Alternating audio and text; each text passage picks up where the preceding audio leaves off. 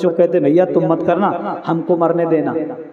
अपने सामने अपने बच्चों को खतरे में कभी नहीं पड़ने देते। कौन? माता। और अब हुआ क्या, उसी समय उथल पुथल वह गजेंद्र ने खूब किया जल में। उसी जलाशय में बैठा था एक ग्राह मगर। उसने देखा कि मेरे घर में कौन घुस आया और इस प्रकार हलचल कर रहा है। अब जल में जब बार बार डुबकी लगाई गई ना तो उथल पुथल होने लग गई, तरंगे आने लगी।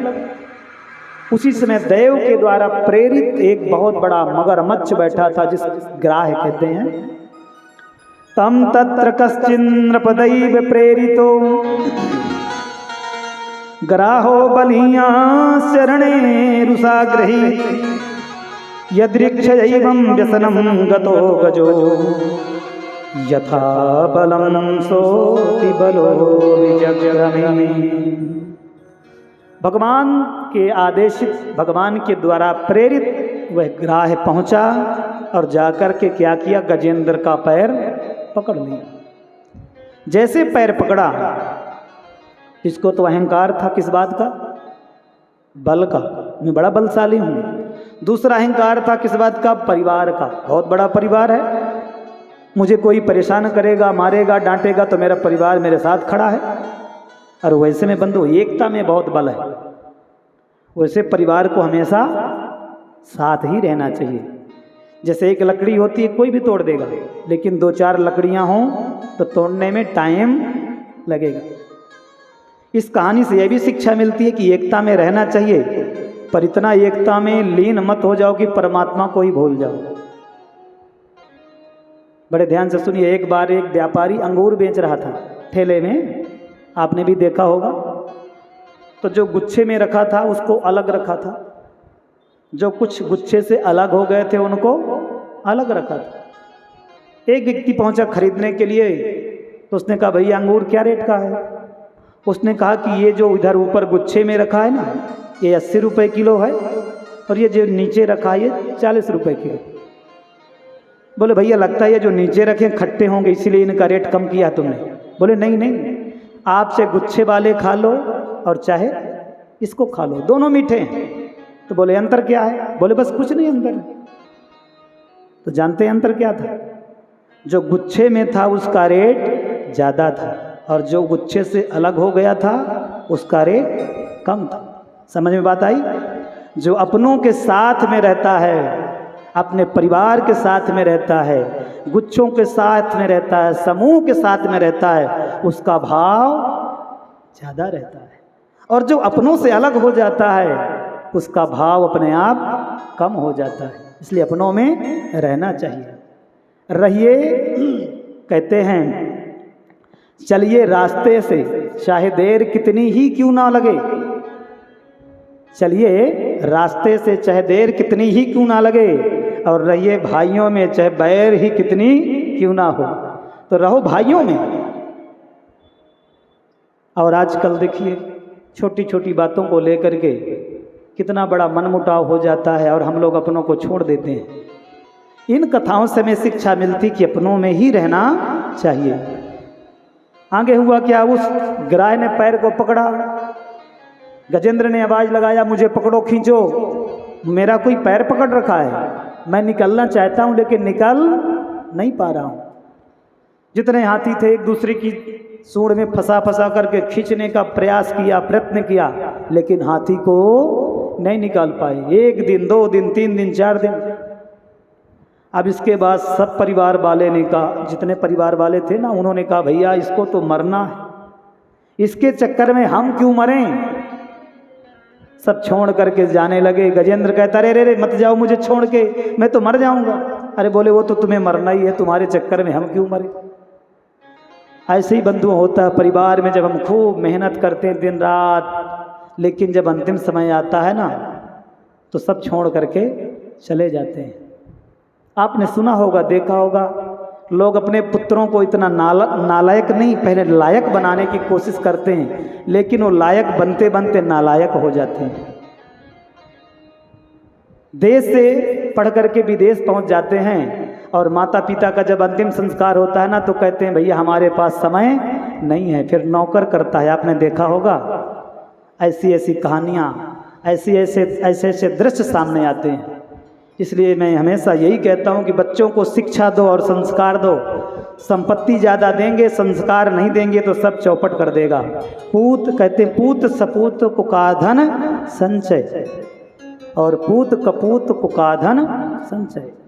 यदि बेटा सपूत है तो धन बना लेगा, और बेटा यदि कपूत है धन को बर्बाद कर देगा। गजेंद्र ने बहुत बुलाया, मुझे छोड़ के मत जाओ, लेकिन किसी ने नहीं सुना और छोड़ करके सब चले गए।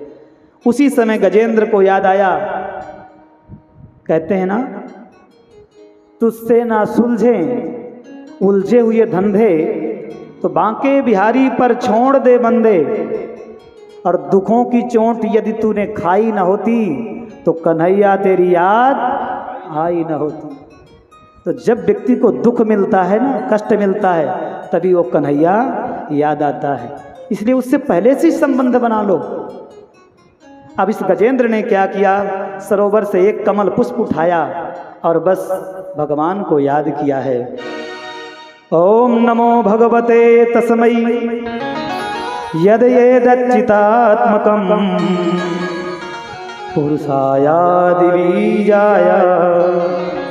परेशायादि धीमहि। गजेंद्र ने किसी का नाम नहीं लिया, आदि बीज, हे प्रभु जो आदि हैं, आदि बीजाया परेशाया धीमहि। हे भगवान आपको नमस्कार है। सभी देवी देवता देख रहे थे कि शायद नाम लेकर के हमारा पुकारेगा तब हम जाएंगे, और जब नाम की प्रतीक्षा सभी कर रहे थे, भगवान ने कहा जिस स्तुति में कोई नाम नहीं होता वो हमारी स्तुति होती है। भगवान तुरंत तैयार हुए और लक्ष्मी जी ने पूछा, उस समय लक्ष्मी जी चरण सेवा कर रही थी। लक्ष्मी जी ने कहा, हाथ पकड़ कमला कहे कहाँ जात महाराज, हा शब्द कमला सुनी थी सुनी गजराज। नारायण भगवान क्या कहते हैं कि हाथी, और हाथी बोलने में कितना समय लगता है, कितना सेकंड लगा होगा। हा शब्द तो लक्ष्मी जी को बताया और थी बोलते ही पहुंच गए कहाँ, गजेंद्र के पास। और भगवान ने क्या किया, उस गजेंद्र को जल से निकाला और ग्राह का उद्धार कर दिया। बोलो भक्त वत्सल भगवान की। राजा परीक्षित कहते हैं कि प्रभु ये गजेंद्र और ग्राह कौन थे। सुखदेव स्वामी कहते हैं कि राजा परीक्षित, ये जो ग्राह बना पता है, ये एक हुहू नाम का गंधर्व, एक देवल नाम के ऋषि जब सरोवर में स्नान करने जाते थे ना, तो ये क्या करता था, डुबकी मार करके उनके पैर पकड़ता था, और जब वो डर जाते थे ना तो इसको बहुत खुशी होती थी, मजा कहते ना, मजा आती थी। एक दिन ऋषि सूर्य अर्घ दे रहे थे और ये हुहू नाम का गंधर्व डुबकी लगा करके उनका पैर पकड़ा, जब वो गिर गए ना तो जोर से हंसने लगा। महात्मा जी ने कहा कि दुष्ट तुझे शर्म नहीं आती, तू रोज मेरी पूजा में विघ्न पहुंचाता है, तुझे पैर पकड़ने की बहुत इच्छा है ना, तो चल मैं तुझे श्राप देता हूं कि तू मगरमच्छ हो जा और तू पैर ही पकड़ेगा। अब वो घबराया, हुहू नाम का गंधर्व, महाराज मुझसे भूल हो गई, माफ कर दो। देवल ऋषि ने कहा कि ठीक इसी प्रकार पैर पकड़ते रहना, जिस दिन परमात्मा के परम भक्त का पैर पकड़ लेगा उस दिन तेरा उद्धार हो जाएगा। वो तो ग्राह बना, लेकिन ये गजेंद्र कौन है, ये कैसे हाथी बने, किस अपराध के कारण इस हाथी योनि में आना पड़ा। एक इंद्रद्युम्न नाम के राजा हैं। क्या नाम है, इंद्रद्युम्न। अपने घर में बैठे थे, पूजा कर रहे थे, और उसी समय गुरुदेव भगवान का आगमन हुआ। तो गुरु भगवान को देख करके इसने क्या किया, ना तो खड़ा होकर के पूजा किया, ना तो उनका अभिवादन किया, ना तो स्वागत किया। गुरु जी नाराज होकर के चले गए और कहने लगे कि देखो इस दुष्ट को, आपके घर में चाहे जितनी बड़ी पूजा चल रही है, उस समय गुरु भगवान का पदार्पण हो रहा है, तो वो सब पूजा को छोड़ करके गुरु भगवान की पूजा करनी चाहिए, स्वागत करना चाहिए। और इस इंद्रद्युम्न नाम के राजा सोचे कि मैं पहले पूजा कर लूं, फिर गुरु जी का मैं स्वागत करूंगा। गुरु जी नाराज होकर के गए और श्राप दे गए कि दुष्ट तू गजेंद्र हाथी के समान बैठा है, गज के समान बैठा है, इसलिए हम तुम्हें श्राप देते हैं कि तू हाथी ही हो जा। वही इंद्रद्युम्न नाम का राजा हाथी बना। और आज भगवान की कृपा से पहले किसका उद्धार हुआ? ग्राह्य का, और इसके बाद में भगवान ने किसका कल्याण किया? अपने भक्त का। भगवान कहते हैं यदि मेरी भक्ति आप नहीं कर सकते हो तो कोई बात नहीं, यदि आप मेरे दासानुदास दास के चरण पकड़ लिए तो आपका कल्याण निश्चित हो जाएगा। इस प्रकार बड़ी सुंदर कथा। बंधु, इस कथा से हमें क्या शिक्षा मिली? अहंकार एक बात का होना चाहिए, और वो किस बात का? मैं प्रभु का और प्रभु मेरे, बस। और संसार में किसी बात का अहंकार नहीं होना चाहिए, क्योंकि अहंकार विनाश का कारण बनता है। अहंकार में तीनों गए, धन वैभव और वंश। यकीन न आए तो देख लो रावण कौरव कंस। ये अहंकार की प्रसिद्ध मूर्तियां हैं। आगे चल के एक दिन की बात, दुर्वासा जी कहीं जा रहे थे, मार्ग में इंद्र मिले। इंद्र को उन्होंने अपनी माला प्रसादी पहना दी आशीर्वाद के रूप में। अब इंद्र के मन में विचार आया कि महात्मा जी मुझे जूठी प्रसादी दिए हैं, इनको पता नहीं मैं स्वर्ग का कौन हूँ? राजा हूँ। तो इंद्र ने क्या किया? उस माला को अपने ऐरावत हाथी को पहना दिया। अब हाथी माला का महत्व क्या समझे? हाथी ने अपने सूंड से पकड़ा, तोड़ करके फेंक दिया, और जैसे ही फेंका वो माला, दुर्वासा जी जब जा रहे थे तो वही माला उनके चरणों के पास गिरी। उन्होंने कहा ये तो मेरी माला है, मैंने इंद्र को दिया था। अच्छा, इंद्र ने मेरा अपमान किया, मेरी प्रसादी का तिरस्कार किया। और व्यक्ति पता है ज़्यादा कब बोलता है? हाँ, उसका मद बोलता है। जैसे मदिरा पीने वाला वो नहीं बोलता, उसकी मदिरा बोलती है। धनवान व्यक्ति नहीं बोलता, क्या बोलता है? उसका धन बोलता है। दुर्वासा जी को बात समझ में आ गई। उन्होंने कहा दुष्ट, आज तुम धन के मद के कारण इस प्रकार मेरी प्रसादी का अपमान किया, मैं श्राप देता हूं कि तेरी राज्य लक्ष्मी सागर में समा जाए। दुर्वासा जी ने श्राप दे दिया। इंद्र सिंहासन विहीन हो गए। अपने गुरुदेव के पास में गए, गुरुजी क्या करें? बोले इस समय तुम्हारी लक्ष्मी तो सागर में समा गई है, इसलिए सागर का मंथन करना पड़ेगा, तब जाकर के तुम्हें लक्ष्मी की प्राप्ति होगी, वैभव की प्राप्ति होगी। लेकिन इस समय दैत्य जितने थे वो बड़े बलशाली थे, दैत्यों से संधि करनी पड़ेगी। कहते हैं जब अपना समय अनुकूल ना हो ना, जब अपना समय अनुकूल ना हो तो दूसरे के हाँ में हाँ मिलाना चाहिए। यहाँ पर बहुत सुंदर बात बृहस्पति जी ने बताया, और सभी देवगण पहुँचे भगवान नारायण की शरण में। भगवान नारायण ने बताया कि इस समय आप जाकर के दैत्यों से संधि करो, मित्रता करो, क्योंकि बिना दैत्यों के बिना समुद्र मंथन संभव नहीं है। देवता और दैत्यों की संधि हुई। कैसी संधि हुई? अहि मूसकवत, जैसे सर्प और मूसक की कभी संधि नहीं होती। लेकिन जब काम पड़े ना तो कहते हैं एक बार की बात, एक सर्प पिटारे में बंद था, उसी समय एक मूसक आया। तो सर्प ने सोचा कि काम बनाना है तो क्या करना पड़ेगा? चूहे को मामा जी कहा, मामा जी राम राम।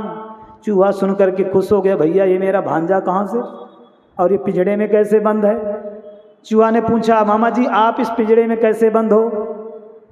सर्प ने कहा क्या करे भांजे, लोग पकड़ करके पिटारी में बंद कर देते हैं और हमें पता है आपके दांत बहुत नुकीले हैं, आप पिटारी से हमको बाहर करो फिर बताते हैं, फिर अपना परिचय देंगे। चूहे ने क्या किया? पिटारी को काटा और जैसे ही सर्प बाहर आया चूहा मामा का नाश्ता कर गए। क्या कर गए?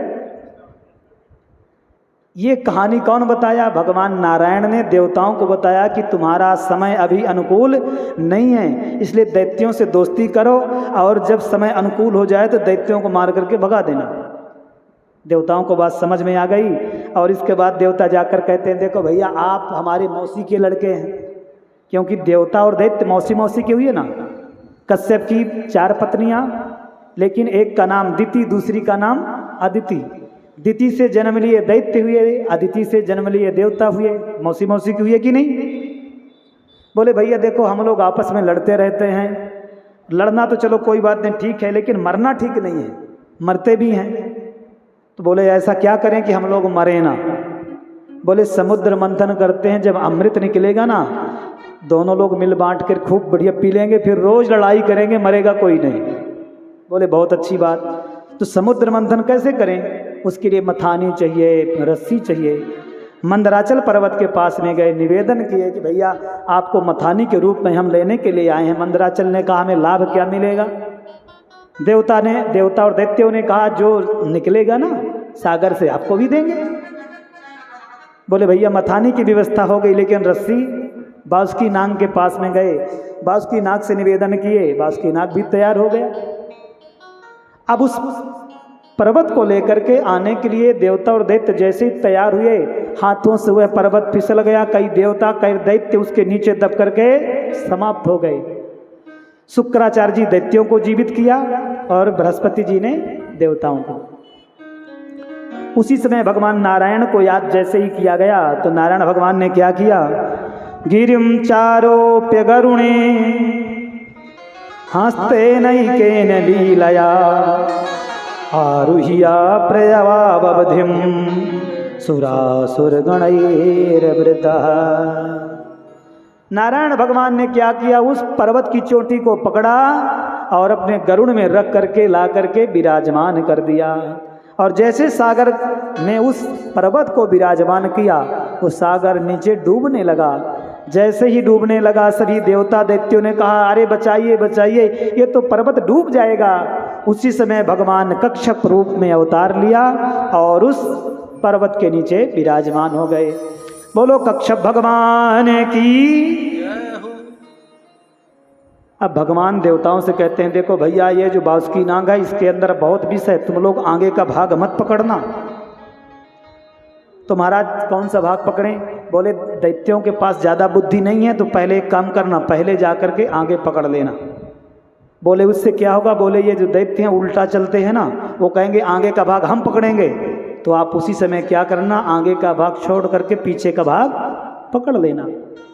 देवताओं ने क्या किया? जा करके बोले हम आगे पकड़ेंगे। दैत्यों ने कहा ये समुद्र मंथन हो या ना हो, पकड़ेंगे तो हम आगे का भाग पकड़ेंगे, हमको कमजोर समझते हो, हम भी कश्यप नंदन हैं। देवताओं ने कहा भैया छोटी छोटी बातों पे लड़ाई नहीं करनी चाहिए, आप ही पकड़ लो। और दैत्यों ने क्या किया? आगे का भाग पकड़ा, देवताओं ने पीछे का भाग। समुद्र मंथन होने शुरू हुआ। जैसे समुद्र मंथन शुरू हुआ तो क्या निकला? विष निकल गया। देखिए जीवन में जब हम कोई अच्छा काम करते हैं ना उसमें विघ्न आते हैं, विघ्न ही क्या है? विष है। तो कभी विघ्न से घबराना नहीं चाहिए। यदि हम कोई काम करते हैं विघ्न आ गया तो बस कार्य छोड़ देंगे तो अमृत मिलने वाला नहीं है। यदि देवता और दैत्य डर जाते कि विष निकल गया अब हम नहीं करेंगे, तो फिर क्या अमृत मिलता? नहीं मिलता।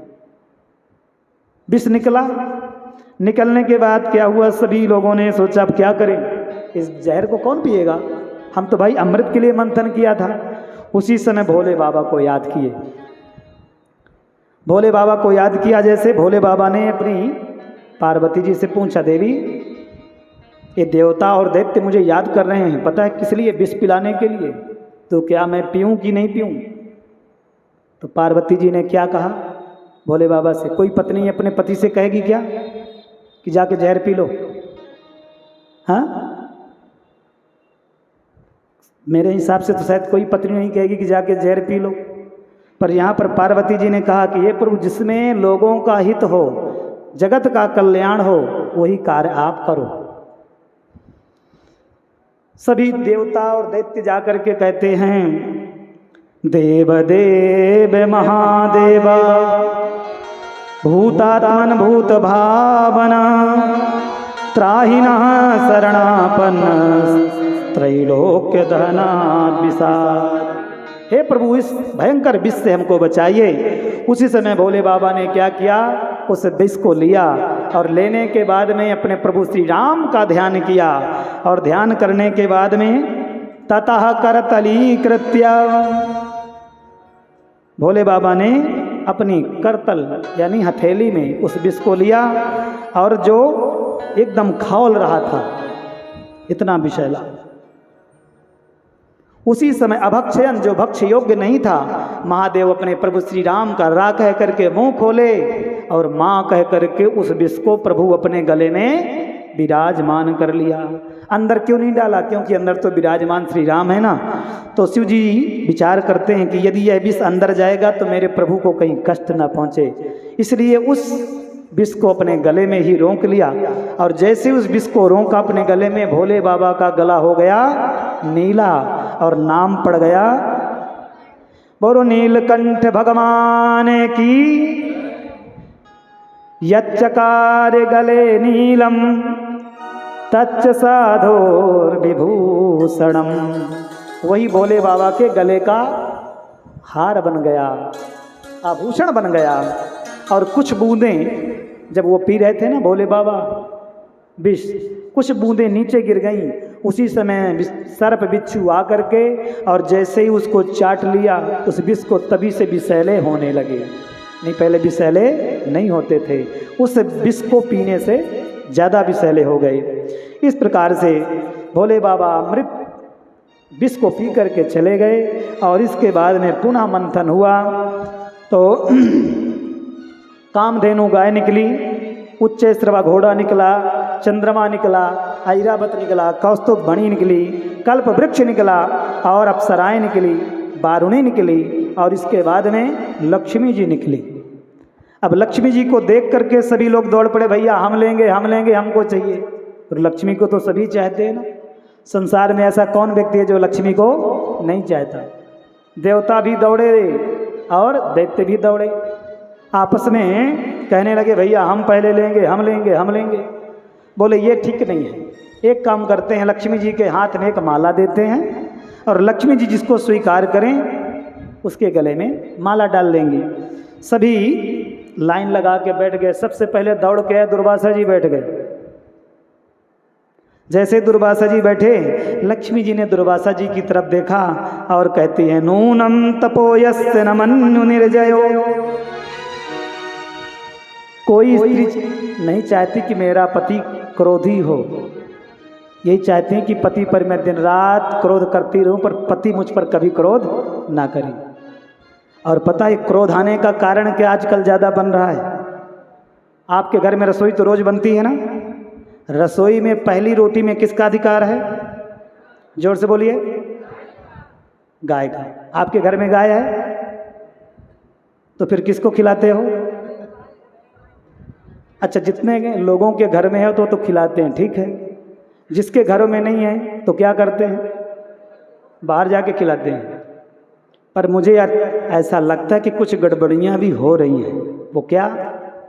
जिनके घरों में गाय नहीं है तो क्या, जैसे पति देव ऑफिस जाते हैं, ड्यूटी में जाते हैं, फटाफट बनाती हैं, पति को खिलाती हैं।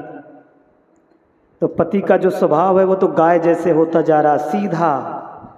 और जो आखिरी रोटी होती ना कुत्ते वाली, स्वयं खा लेती हैं और पति पर दिन रात भौं भौं भौंकती रहती है। हाँ?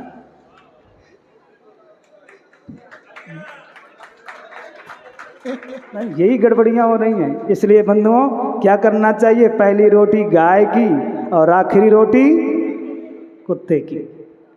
जब दूसरे काम हक खाते हैं ना अधिकार, तभी गड़बड़ी होती है। आजकल यही सब देखने के लिए मिल रहा है। इसलिए जो जिसका अधिकार है वहाँ तक जाना चाहिए। अब इसके बाद में हुआ क्या बंधु? आगे लक्ष्मी जी माला लेकर के आगे बढ़ी, सबको देखती गई, सबको रिएक्ट करती गई। फैल करते करते नारायण प्रभु एक तरफ खड़े थे। लक्ष्मी जी ने जाकर के उस माला को किसके गले में डाला? नारायण के। मंगलम भगवान विष्णु मंगलम गरुणध्वज मंगलम पुंडरीकाक्ष मंगलायस्तनो हरि। लक्ष्मी जी को सब कुछ मंगल दिखाई दिया। किसके पास? नारायण के पास। और लक्ष्मी जी ने हार पहना दिया और तभी से जयकारा शुरू हो गया। बोलो लक्ष्मी नारायण भगवान की। आदमी चाहे जितना ही बलशाली क्यों ना हो, बिना पत्नी के पहले नाम नहीं बोला जाता। आप देख लिए, सीता, राधे, लक्ष्मी, किसका नाम पहले आता है? शक्ति। बिना शक्ति के मनुष्य या देवता भी कैसे 100 हैं। इसलिए जब हम कोई धार्मिक कार्य करते हैं तो पत्नी का रहना बहुत आवश्यक है। पत्नी क्या है? धर्म स्वरूपा है, इसलिए कहते हैं ना हमारी धर्म पत्नी है। अब इसके बाद में बड़ा ही सुंदर भाव, आगे पुनः समुद्र मंथन हुआ और जैसे समुद्र मंथन हुआ धर्मंतरी भगवान अमृत का कलश लेकर के निकले। दैत्यों ने जबरदस्ती छीन लिया और कहते हैं अब ये अमृत हम अब देने वाले नहीं हैं, अब देने से मना कर दिया गया। अब दैत्यों में आपस में विवाद होने लग गया, अहम पूर्वम, पहले हम पिएंगे हम पिएंगे। उसी समय देवताओं ने याद किया, भगवान मोहिनी का रूप धारण किया और आकर के देवताओं और दैत्यों के बीच में मोहिनी भगवान खड़े हो गए। बोलो मोहिनी भगवान की। और जैसे ही दैत्यों ने मोहिनी भगवान को देखा अमृत भूल गए और कहते रहे देखो देखो कितनी सुंदर है, कहाँ से आई होगी, चलो इसका परिचय पूछते हैं। अमृत भूल गए और मोहिनी के पास में जाके कहते हैं देवी आपका परिचय क्या है। मोहिनी भगवान ने अपना परिचय बताया और इसके बाद दैत्यों ने कहा देवी जब से आपको देखे हैं ना तो ऐसा लगता है कि अमृत आपके ही द्वारा हम पिए। मोहिनी भगवान ने कहा देखो किसी में थोड़ा बहुत ज़्यादा यदि चला जाएगा ना तो आप लोग फिर मुझसे लड़ोगे कि आपने उसको ज़्यादा दिया उसको कम दिया। एक ने कहा नहीं नहीं हमें आप पर पूरा विश्वास है, भरोसा है, आप जो करेंगी अच्छा करेंगी, लेकिन हमने भी ठान ली है कि अमृत पिएंगे तो आपसे। और मोहिनी भगवान तो चाहते ही थे कि हमसे पियो। उसी समय मोहिनी भगवान बोले ये सामने कौन खड़े हैं? बोले ये देवता है, हमारे मौसी के लड़का हैं और इनको हम अमृत देना नहीं चाहते हैं। मोहिनी भगवान बोले ये तो अन्याय हुआ ना, जब दोनों मिलके अमृत समुद्र मंथन किए हो उनको भी थोड़ा दे दो। एक ने कहा चलो आप कहती हैं तो आपके कहने पर हम देने के लिए तैयार हैं। मोहिनी भगवान इशारा किए कि आ जाओ फटाफट। एक लाइन में देवताओं को बैठाया, एक लाइन दैत्यों के लिए। मोहिनी भगवान दैत्यों की तरफ मुस्कुरा देती है ना तो एक कहता देखो कितना ख्याल करती हैं हमारा। एक दैत्य से कहती हैं कि देखो जो ये गाढ़ा गाढ़ा है ना ये तो नीचे है, पतला पतला देवताओं को पिला देती हूँ, जो गाढ़ा रहेगा आपको पिलाऊंगी। एक ने कहा देखो कितना हमारे बारे में सोचती हैं, बड़ा खुश हो रहा है। अब इधर देवताओं को अमृत पिलाना प्रभु शुरू किए। उसी समय एक सुरभानु नाम का दैत्य था, उसने दिमाग लगाया कि अमृत तो गाढ़ा होता नहीं है, अमृत तो पतला ही होता है, लगता है कोई देवताओं की चाल तो नहीं है। उसने क्या किया, सूर्य और चंद्रमा के बीच में देवताओं का भेष बना करके बैठ गया। और जिस समय मोहिनी भगवान अमृत बांट रहे थे उसने भी अंजलि फैलाया और वो भी अमृत पी गया। जैसे ही अमृत पिया सूर्य और चंद्रमा ने इशारा किया प्रभु इसको मत दो, ये तो दैत्य है, लेकिन अमृत तो पी चुका था।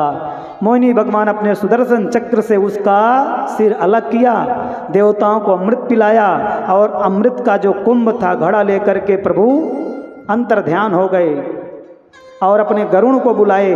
बोले लो गरुण इसको तुम संभालो।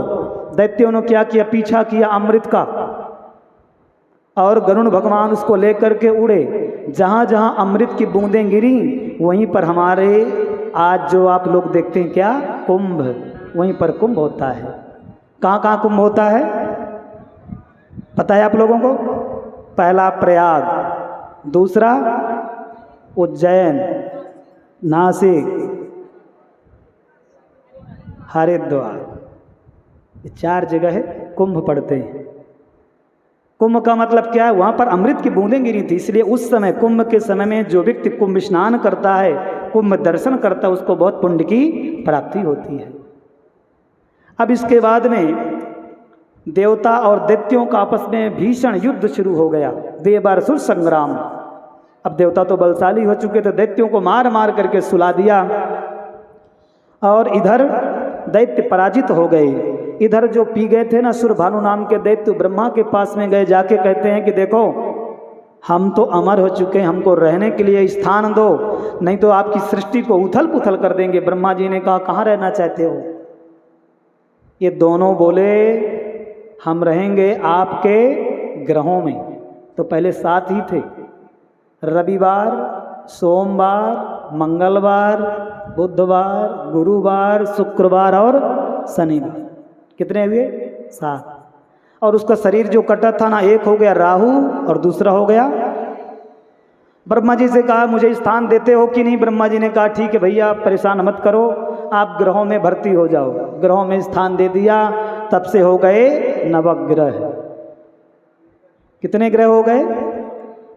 राहु केतु बड़े कसाई, ये ना जाने पीर पराई, ये जिस पे लग जाते हैं उसको बर्बाद करके छोड़ते हैं, और यदि खुश हो गए तो उसको बना करके ही छोड़ते हैं। बोलो भक्तवत्सल भगवान की। अब इस प्रकार से भगवान देवताओं को सुंदर अमृत बांट करके अपने स्थान के लिए प्रस्थान किए हैं। इधर एक दिन की बात, भोले बाबा ने जब सुना कि नारायण भगवान मोहिनी का रूप धारण किया, दैत्यों को मोहित किया, तो भोले बाबा को भी इच्छा हुई कि मैं मोहिनी रूप देखूं। पार्वती जी के साथ में पहुंचे भोले बाबा और नारायण भगवान से कहते हैं कि प्रभु मुझे वह रूप दिखाओ ना जो आप दैत्यों को अमृत बांट करके, देवताओं को अमृत बांटते समय आपने ग्रहण किया था। नारायण भगवान ने कहा उस रूप को मत देखो। भोले बाबा ने कहा नहीं नहीं, मुझे बहुत इच्छा, एक बार दिखाओ तो सही। और जैसे ही मोहिनी भगवान, नारायण भगवान जैसे ही मोहिनी का रूप धारण किया ना, भोले बाबा सब कुछ भूल गए और पकड़ने के लिए दौड़ पड़े। भोले बाबा पीछे पीछे, मोहिनी भगवान आगे आगे दौड़ते जा रहे हैं। उसी समय विष्णु भगवान यानी मोहिनी भगवान ने क्या किया? शक्ति का प्रयोग किया। शिव जी का जो तेज था स्खलित हो गया और वह उड़ करके कहाँ पहुँचा? साउथ दक्षिण में। उसी से अयप्पा भगवान की जो पूजा होती है उसी तेज से हुई है। अयप्पा, साउथ में अयप्पा भगवान की पूजा होती है, वो शिव जी के तेज से उनकी उत्पत्ति हुई है। बोलो भक्तवत्सल भगवान की। बड़ी सुंदर आगे की कथा। अब जो दैत्य हैं वो तो पराजित हो गए थे, लेकिन जो देवता बलशाली हो गए थे, लेकिन धन के अहंकार में चूर्ण हैं। धर्म कर्म थोड़ा करना बंद किया, दैत्यों ने ज़्यादा किया, तो बलि को राज्य सिंहासन की प्राप्ति हो गई। जब राज्य सिंहासन की प्राप्ति हुई तो इधर अदिति जी को बड़ा कष्ट हुआ कि हमारे पुत्रों का जो पद है वह दैत्यों ने छीन लिया है। कश्यप जी के पास में जाती हैं, अपने पति से निवेदन करती हैं कि हे प्रभु मुझे कोई ऐसा व्रत बताइए जिससे मेरे पुत्रों का राज्य पुनः प्राप्त हो जाए। कश्यप जी ने बताया कि देवी तुम एक व्रत करो, उस व्रत के प्रभाव से तुम्हारे एक पुत्र होगा और वही पुत्र तुम्हारे पुत्रों का राज संपत्ति ला करके देगा। कश्यप जी ने कौन सा व्रत बताया? फाल्गुनस्य मले पक्षे द्वादशाहं पयोवृतः अर्चयेररविन्दाक्षं भक्त्या परमयान्वितः। फाल्गुन शुक्ल पक्ष प्रतिपदा से लेकर के द्वितीया तक इस व्रत को करना चाहिए। मात्र दूध पी करके इस व्रत को जो करता है उसको बहुत तेजस्वी पुत्र की प्राप्ति होती है। अदिति जी ने इस व्रत को किया और सुंदर समय आने पर अदिति जी ने एक पुत्र को जन्म दिया। भादों का महीना, श्रवण नक्षत्र, शुक्ल पक्ष, द्वादशी तिथि, अभिजित मुहूर्त और ठीक दोपहर में एक पुत्र को जन्म दिया। और उस पुत्र को जैसे जन्म दिया वह वामन अंगुल के, उनका नाम वामन। बोलो वामन भगवान की। वामन भगवान को देख करके सभी बड़े प्रसन्न हुए, गदगद हो गए। और उसी समय सुंदर इनका नामकरण संस्कार, उपनयन और उपनयन संस्कार हुआ है। जब उपनयन होने लगा तब गायत्री मंत्र की शिक्षा उपदेश सविता सूर्य भगवान ने दिया। देवगुरु यज्ञोपवीत प्रदान किया है। मेखला कश्यप जी ने दिया है। पृथ्वी ने कृष्णचर्म दिया है। चंद्रमा ने दंड दिया है। पलाश का जो दंड होता है ना, इस प्रकार से सब लोगों ने प्रदान किया है। और भिक्षा मांग करके जब गुरुजी के पास में पहुंचे, गुरुजी ने कहा देखो इतनी शिक्षा, इतनी भिक्षा से काम चलने वाला नहीं है। तो बोले गुरुदेव फिर कौन सी भिक्षा ला करके दूं? बोले इस समय राजा बलि यज्ञ कर रहे हैं, वहां पर जाओ और जा करके बलि का सब कुछ ला करके हमें प्रदान करो। वामन भगवान चल दिए हैं और जैसे ही पहुंचे हैं राजा बलि के यहाँ, नर्मदा के तट पर राजा बलि बड़ा सुंदर दिव्य यज्ञ कर रहे थे। राजा बलि के यज्ञ के पास जैसे ही पहुंचे हैं वामन भगवान, वामन भगवान को देख करके राजा बलि गदगद हो गया, पर खुश हो गया, बड़ा सुंदर स्वागत करता है। स्वागतम ते नमस्तुभ्यं ब्रह्मन् किं करवाम ते, ब्रह्मर्षीणां तपः साक्षात् मन्ये त्वार्य वपुर्धरम्। राजा बलि आया, आकर के कहता कि हे प्रभु मैं आपका क्या स्वागत करूं, आप तो बहुत दिव्य हैं। ब्रह्मर्षीणाम तपा, आप ब्रह्मर्षियों के साक्षात तपतेज हैं, और जो मेरे पितर आज तक तृप्त नहीं थे वह आज संतृप्त हो गए। अद्यना पितरस्तृप्ता अद्यना पावितम कुलम, और मेरा जो कुल पवित्र नहीं था आज पवित्र हो गया, और मेरा यज्ञ निश्चित आज सफल हो गया। इस प्रकार वामन भगवान का दर्शन करके राजा बलि बड़े प्रसन्न हुए हैं। तो आइए हम भी उस वामन छवि का दर्शन करते हैं। भगवान कितने सुंदर कितने अद्भुत हैं, इस भजन के माध्यम से भगवान की झांकी का दर्शन करें। बोलो वामन भगवान की। तो प्रेम से क्या बोलना पड़ेगा?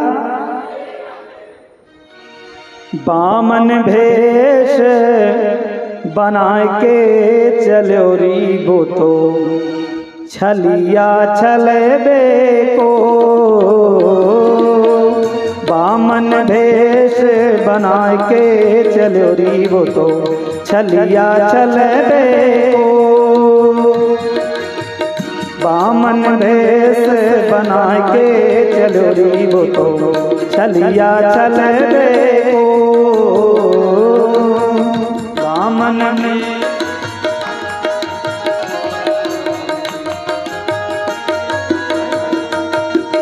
गाइए भाव से। वामन भेष बना के चलो री वो तो छलिया छलबे को।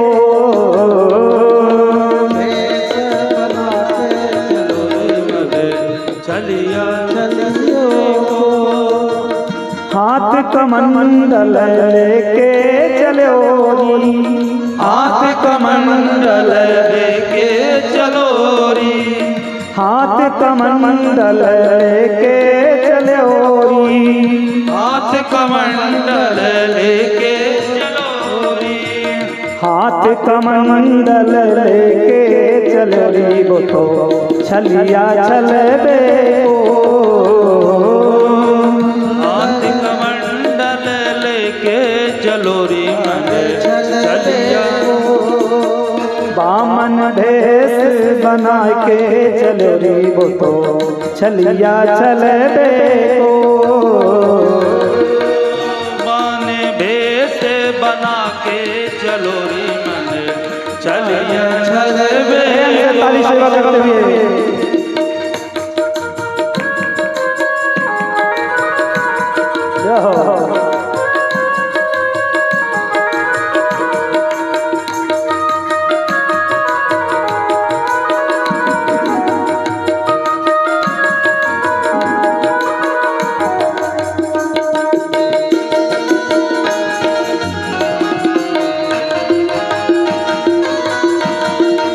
ऐसे नहीं, पीछे भी दोनों हाथों से ताली सेवा। जय हो।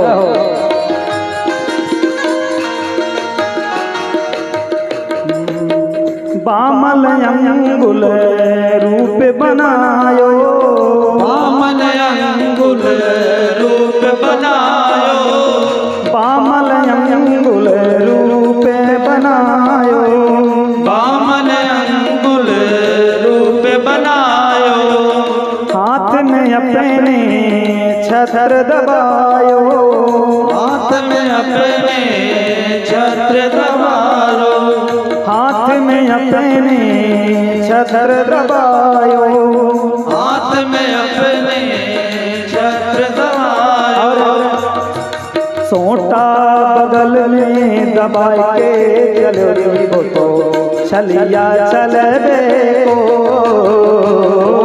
बगल में दबा के चलो री वो तो छलिया छलबे को। वामन भेष बना के चलो री वो तो छलिया छलबे को।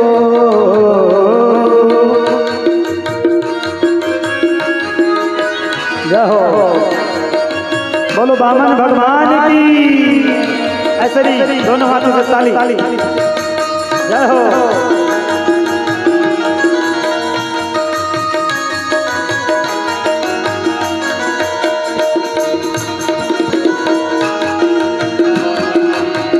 पीछे भी बड़े भाव से।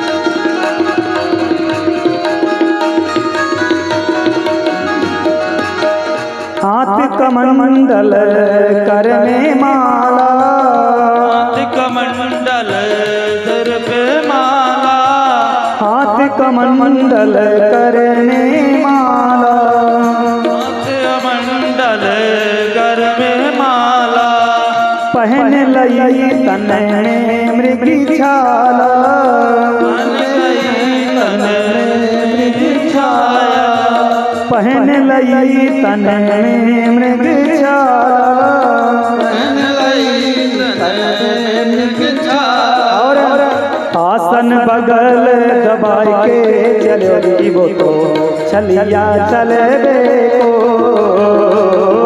बगल दबाई के चलो रे तो चलिया चले को, बामन भेष बना के चलो री वो तो चलिया चले को। जय हो जय हो।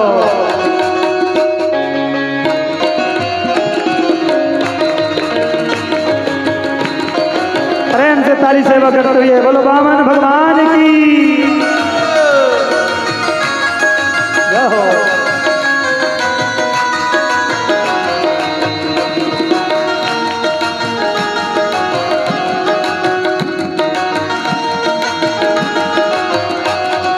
श्री राधे।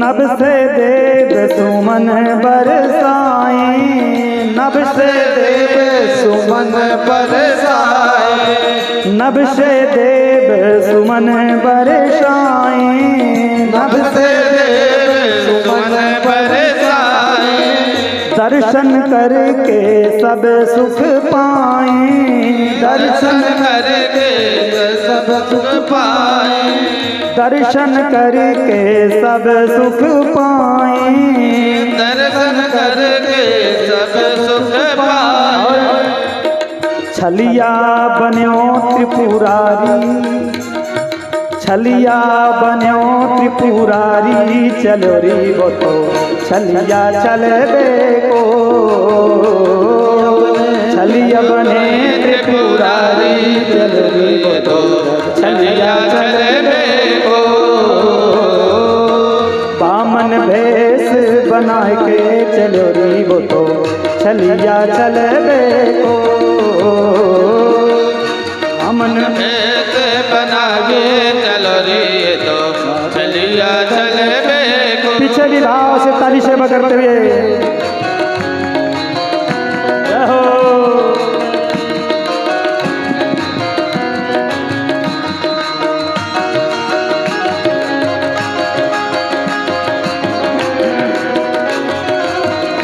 श्री राधे।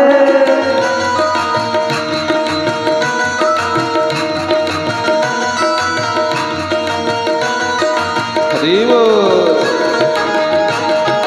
जय हो।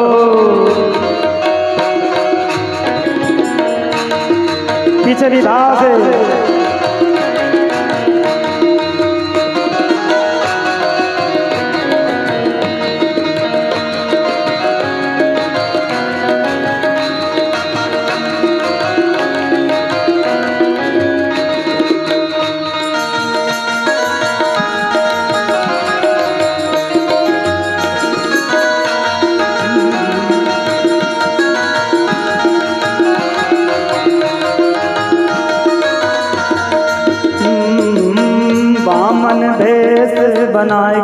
चलो री वो तो छलिया चल देखो। बामन भेष बना के चलो री तो छलिया चले देखो। बामन भेष बना के चलो री वो तो छलिया चल देखो। बामन भेष बना के चलो री वो तो छलिया चल देखो। बामन भेष बना के चलो री वो तो छलिया चल देखो। बामन भेष बना के चलो री तो छलिया चल देखो। बामन भेष बना के चलो री तो छलिया चल देखो। छलिया चल देखो। छलिया चल देखो। प्रेम से क्या बोलना पड़ेगा? इस प्रकार से वामन भगवान पहुंचे। बड़ा सुंदर दिव्य भव्य स्वागत किया राजा बलि ने और कहता महाराज आप मेरे यज्ञ में सम्मिलित हुए हैं तो मेरी इच्छा है कि आपको मैं कुछ दान दूं। राजा बलि की बातों को सुने वामन भगवान कहते हैं देखो भैया हम संतोषी ब्राह्मण हैं, हम दान लेते नहीं हैं। पहले कहते हैं भक्ति की श्रद्धा को बढ़ाना चाहिए, जगाना चाहिए। राजा बलि कहते नहीं महाराज आपको कुछ ना कुछ तो लेना ही पड़ेगा। वामन भगवान ने कहा देखो हमको कुछ लेने की इच्छा नहीं है।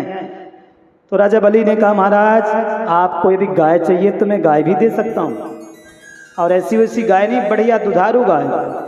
दूसरे यदि आपको स्वर्ण चाहिए स्वर्ण भी दे सकता हूँ। 10 महादान राजा बलि ने गिनाया। लेकिन जब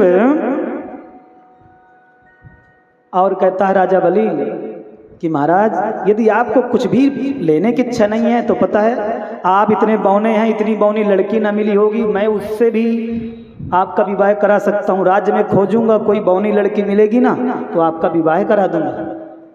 वामन भगवान बोले नहीं नहीं हमें विवाह भी नहीं करना है। बलि ने कहा हाथी ले लीजिए, घोड़ा ले लीजिए या गांव ले लीजिए, कुछ ना कुछ तो आप लीजिए। लेकिन वामन भगवान ने कहा हमको कुछ नहीं चाहिए।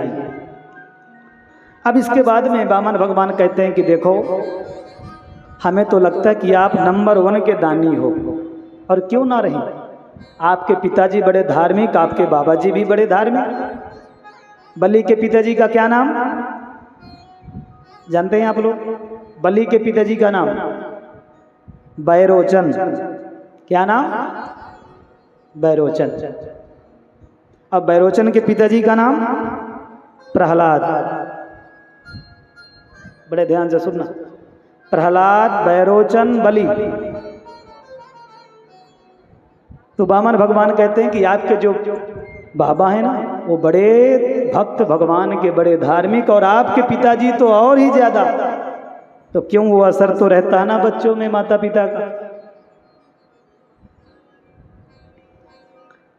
अब इसके बाद में हुआ क्या कि वामन भगवान ने कहा ठीक है यदि आपकी बहुत ज़्यादा श्रद्धा देने की है तो हम ही ज़्यादा कुछ नहीं मांगेंगे, 3 पैर पृथ्वी हमें दे दो। राजा बलि जोर से ताली बजा के हंसने लगा महाराज 3 पैर पृथ्वी आप क्या करोगे, एक आसन भी तो नहीं डाल सकते हो। लेकिन शर्त मेरी ये है कि मैं अपने पैरों से नाप करके लूँगा। तब राजा बलि और हंसने लगा कि महाराज एक तो वामन अंगुल के आप, छोटे छोटे पैर, एक आसन नहीं बिछ पाएगा। एक काम करिए आप मेरे पैरों से नाप के ले लो। वामन भगवान ने कहा नहीं नहीं, यदि आपको देना हो तो 3 पैर पृथ्वी दीजिए, वो भी मैं अपने पैर से नाप करके लूँगा, वो भी संकल्प के साथ। क्योंकि बंधुओं पृथ्वी का दान महादानों में बहुत बड़ा दान कहा गया है। जो जीवन में अपने एक बार पृथ्वी दान कर लेता है उसके जीवन के किए हुए जितने अपराध पाप हैं सब नष्ट हो जाते हैं। ये 10 महादानों में सबसे प्रमुख दान है, इसका नाम है पृथ्वी दान, भूमि दान। इस कथा से यही शिक्षा मिलती है। राजा बलि ने कहा तो ठीक है महाराज आप जिद कर रहे हैं कि 3 पैर ही चाहिए तो ठीक है। उसी समय अपनी पत्नी को आवाज लगाया देवी विंध्यावली जल लेकर के आओ। उसी समय शुक्राचार्य बैठे थे। शुक्राचार्य सब कुछ देख लिया ध्यान लगा करके और अपने शिष्य चेला को कहते हैं हे बलि तो जिसको बामन समझता है ना, वो बामन नहीं, सीधा सीधा 55 है, वो साक्षात नारायण है। वो 3 पर पृथ्वी में तेरा सब कुछ नाप लेगा, इसलिए अभी कुछ नहीं बदला। शुक्राचार्य जी कहते हैं कि कुछ जगह झूठ बोलने से दोष नहीं लगता है। किसने कहा? शुक्राचार्य जी ने। पता है किन किन जगहों में झूठ बोला जाए तो दोष नहीं लगता? बड़े ध्यान से सुन लो। स्त्री सुनरम विवाहे च भृत्यर्थे प्राण संकटे गो ब्राह्मणार्थे हिंसायाम नानृतम स्याज्जुगोप्सितम। 7 जगह यदि झूठ बोलना पड़े तो वहाँ पाप नहीं लगता। बोले कौन कौन से? बोले यदि स्त्रियों से झूठ बोलना हो तो दोष नहीं लगता। लो आप कहेंगे कि अच्छी एक आफत और आ गई। हाँ, लेकिन वो कैसे? बड़े ध्यान से पहले सुनो। यदि किसी की कमाई है 50,000 रुपये महीने की और उसकी धर्म पत्नी अड़ गई कि मुझे 9 लाख चाहिए, अब बेचारा क्या करे? तो वो कह दे कि अगले महीने लाके मैं दे दूंगा। उस समय की तो परेशानी को हटाए, और जानता है कि अगले महीने नहीं ला सकता, लेकिन उस समय कह दे कि देवी तुम शांत रहो, अगले महीने में तुम्हें 9 लाख ला करके दूंगा।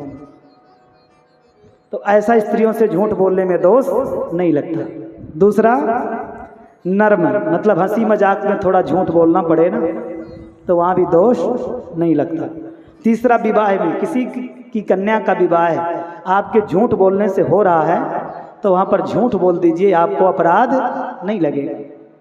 थोड़ा पढ़ी लिखी है, आप बोल दीजिए बहुत पढ़ी लिखी है, बस इतना ही बोलना है? ये यहाँ पर वर्णन है। चौथा, किसी के प्राण संकट में है, किसी के गले में तलवार लगी है और आपके झूठ बोलने से उसकी जान बच रही है, तो वहाँ आप झूठ बोल सकते हैं। शास्त्र आदेश दे रहा है। गाय के लिए कोई कसाई तलवार लेके पीछा कर रहा है मारने के लिए, आपसे पूछता है आपने गाय को देखा है? आपने देखा है कि गाय इधर जाती है, आप बोल दीजिए इधर गई है तो झूठ, लेकिन आपको झूठ का पाप नहीं लगेगा। किसी ब्राह्मण की कोई वृत्ति, कोई धन छीन रहा हो और आपके बोलने से यदि ब्राह्मण की वृत्ति यानी धन वापस मिल रहा है, तो वहां भी आपको अपराध नहीं लगेगा। इस प्रकार के शुक्राचार्य जी जैसे ही कहते हैं राजा बलि को कि अभी कुछ नहीं बिगड़ा, अभी भी तुम झूठ बोल सकते हो, कह दो कि मैं नहीं देने वाला हूं। राजा बलि ने कहा, गुरुदेव जब आपने मुझे बता ही दिया कि साक्षात परमात्मा ही मेरे घर में आज मांगने के लिए आए हैं, इससे बड़ा सौभाग्य और क्या हो सकता है। दाता एक राम, भिखारी सारी दुनिया। ये संसार तो भिखारी है, लेकिन आज गोविंद मेरे दरवाजे पर चल करके मांगने के लिए आए हैं, इससे बड़ा सौभाग्य और क्या हो सकता है। इसलिए गुरुदेव मुझे क्षमा करना, मुझे रोको मत, मुझे देना है। शुक्राचार्य जी सोचे कि मान नहीं रहा, अब मैं क्या करूं। तो शुक्राचार्य जी ने अब देखते हैं कि आगे कुछ ना कुछ मुझे करना पड़ेगा। बलि ने कहा अपनी पत्नी से, विंध्याबली से, देवी जल का पात्र लेके आओ। वो लोटा लेकर के आई, तो उसमें क्या टोंटी थी, वो लोटा होता नहीं टोंटी वाला।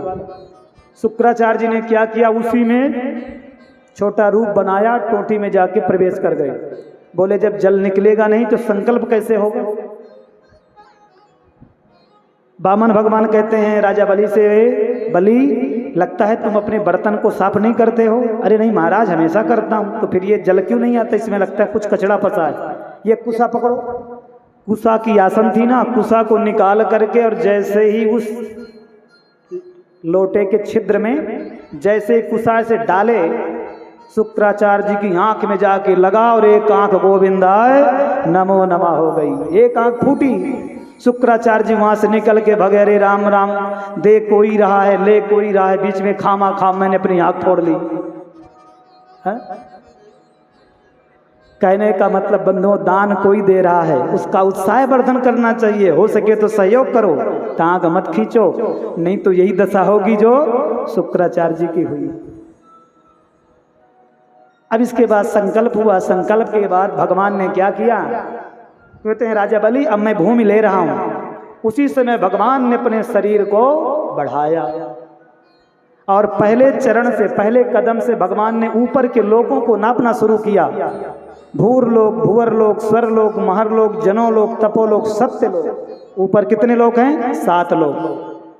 और जैसे ही भगवान ने ऊपर अपना पैर फैलाया तो आकाश मंडल में भगवान का पैर जाके टकराया, तो वहां से एक चिन्हमयी धारा निकली। ब्रह्मा जी ने अपने कमंडल में उसको लिया, उसी से गंगा की उत्पत्ति हुई।